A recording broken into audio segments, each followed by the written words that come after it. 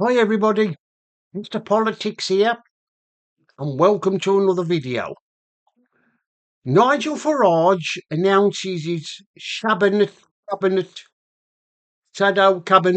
team. Well, Nigel Farage this morning announced his shadow cabinet to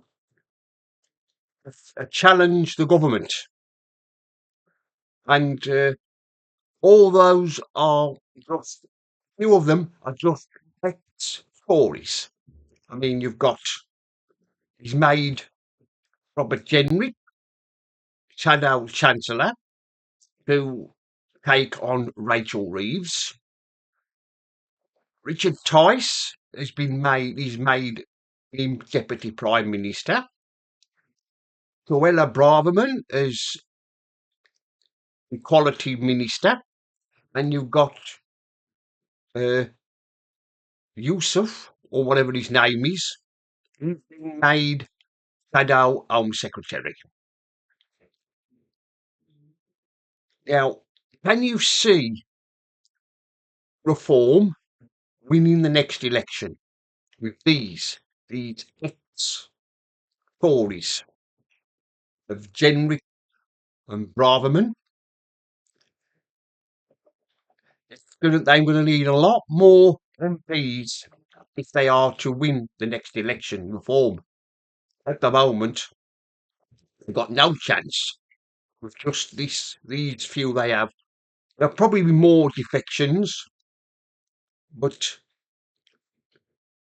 it probably won't be enough for Reform or Farage to become Prime Minister. There's no way. There is no way the political establishment, or the political elite will allow Reform to become a government. After all, they are the anti-establishment party. They hate the establishment like everybody else does. So there is no way for the next election that there will be Reform will be in government. There's no way it's going to happen because they won't let it. The members of the establishment, the members of the establishment are quite happy to see it as it is, with Labour or the Conservatives being in government. They won't allow a third party to form a government. But I think that, well, the establishment are going to be in for a rude awakening on the next election, because it's they that are taking Britain down.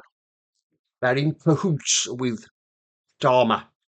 Starmer takes his orders from the establishment, and they tell him how to run the country. Because, like I've said in previous videos, Starmer has no clue what he's doing. He just hasn't got a clue, has he, of what he's doing. So, we don't have a government. Well, we do have a government. It's a secret government of members of the establishment who are really in charge, not Starmer. And of course, we all know the establishment, they don't like change. They'll do anything to hang on to power. And of course, we've got there's a by-election coming up soon. We've got that. And of course, we've got the May local elections coming up. I think, like I've said, the establishment are going to be in for a nasty shock come Friday morning after the local elections, when when Labour are nearly all wiped out in the local councils. Like I've said in yesterday's video about Starmer, he's gonna he's in for a nasty shock when he wakes up and there are no Labour councils left. There might be the odd one or two, but the rest will be gone, and they'll all be going. They'll all be reform councils, and probably some of the Green Party will probably get local, have run local councils. God help the people who they councils who the Green Party are running. They'll probably end up bankrupting the councils.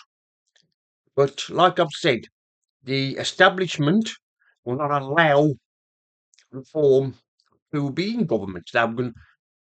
You can guarantee that once we get to the start of the next election campaign, they'll do everything they can, pull every dirty trick to stop reform.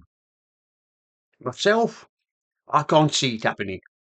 I can't see reform being in government. It would be a shock if everybody was to wake up on the Friday morning after the election to find out that reform were in government.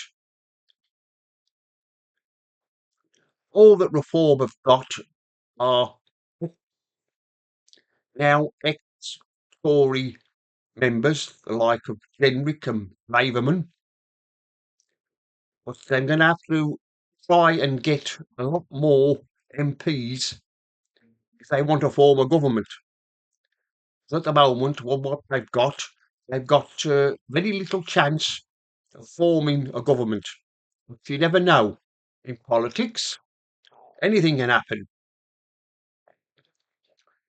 But like I've said, will Farage be Prime Minister on after the next election? Like I've said, I don't think so. Come to think of it, will Starmer still be leading Labour into the next election? I don't think he will.